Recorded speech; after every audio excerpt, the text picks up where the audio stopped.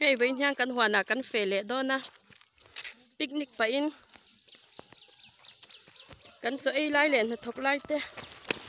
In lâu thi lệ chắc đó nha. Ăn phù lúc tụi cả. Ăn khó tân nha. Phần ăn cái ngàn play đúp mấy. Lâu hơi xéo tụi. Đi nè. Imposter.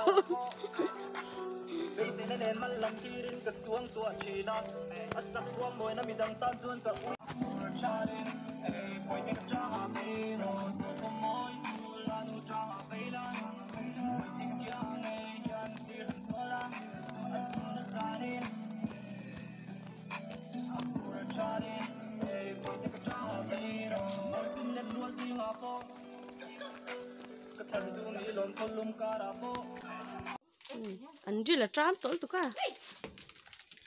Fish. Không ai VSP in tụi cả. Anh thuộc rùa.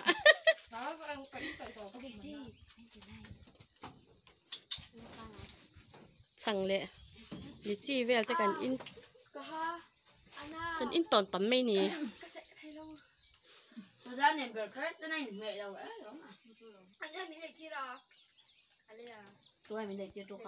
Cứ thỉnh anh par nghe bộ cái số lâu photographer này hay cần photographer nha.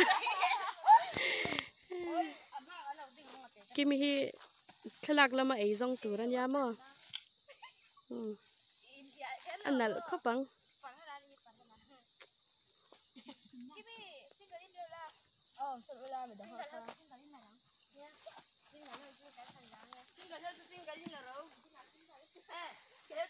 Thì dòng trả cuồng với cái này khi dòng kia tắm mê lần lâu chứ nào bao kia khi thỉnh ba cho anh ba ấy bao có sự đầu về thỉnh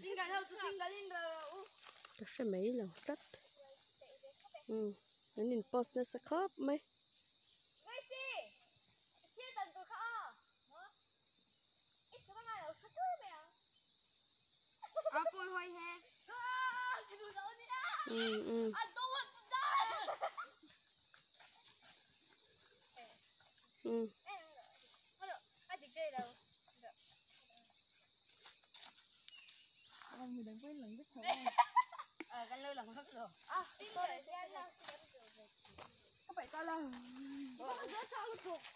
tôi là han jing dar có lẽ chân về lên to cho cần ai đón mẹ cả thì cần cho mẹ không hụt cần ai cho nhá cô alu túi này tên cần có sao bỏ cần keng lòng cô ai rắm bầm lẹ chân sang quay tí vậy mix alu túi này có bùn sen tomato lẹ đan ya bakor tí vậy mà cho mũi ai chẳng kha nà lẹ ra bù chia kha giống kha cắn cho mẹ nè túi nào bar pu rồi nè anh lại chỉ nó mò còn nấu xoài tới hậu hi để cái này này à lúc bắt thu này sẽ chạm về nè thì thật chân thì đó nè sao bây giờ video lạc về lên hẳn bar té à lạc lâu lại ăn bar lên té reng nè em đôi ra rồi vậy cái gì xí rồi phải đi béo à đi po đi kia đi béo à hay tôi sẽ sao đi kia này không đi kia à kia là căng à quá đừng cả hẳn yên nghe thì tình tề cắn lẩu mé cắt mi lần nó sẽ tổ lúc tục so ăn là lẩu mé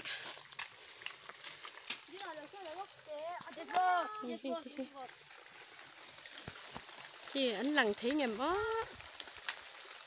anh lón vừa mấy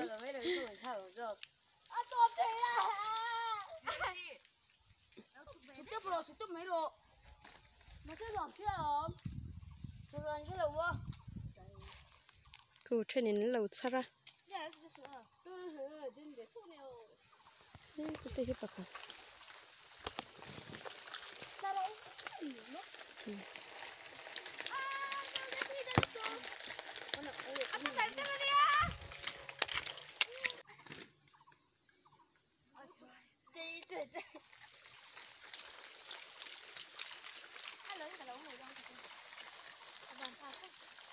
Cho nên soi khát tóc mấy nè.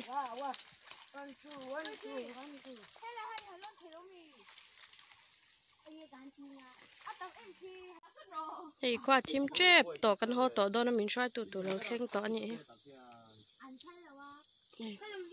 Qua tu là thêm chả lâu kia trong cả cũng thế. Cái cần tham á tham bao lần lấy thầy tổ lâu. Cắn khát rất đau nhỉ. Mel bao lần thầy lâu.